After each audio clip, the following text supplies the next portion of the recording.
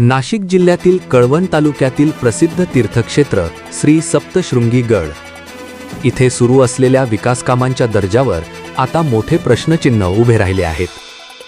2024-2025 या आर्थिक वर्षात गडावर करण्यात आलेल्या विकासकामांचा दर्जा अत्यंत निकृष्ट असल्याचा आरोप भाविक आणि स्थानिक नागरिकांनी केला आहे. कागदोपत्री कामे उत्कृष्ट दाखवली जात असली तरी प्रत्यक्षात ही कामे 6 महिनेही टिकली नसल्याचा गंभीर दावा करण्यात येतो आहे.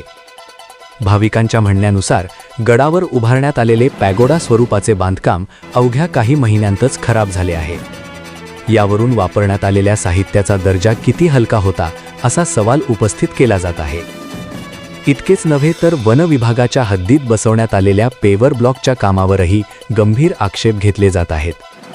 हे काम अत्यंत निष्काळजीपणे कोणतेही नियोजन न करता करण्यात आल्याचा आरोप नागरिकांनी केला आहे. भाविकांचा थेट आरोप आहे की काम करताना निधी खर्च करण्यालाच प्राधान्य देण्यात आले, मात्र गुणवत्तेकडे पूर्णतः दुर्लक्ष करण्यात आले.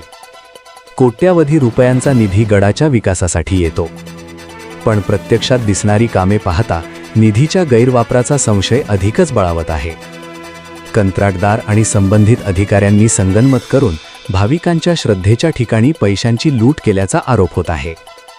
या संपूर्ण प्रकरणाची उच्चस्तरीय चौकशी करण्यात यावी, तसेच दोषींवर कठोर कारवाई करावी, अशी जोरदार मागणी आता भाविक आणि स्थानिक नागरिकांकडून होत आहे.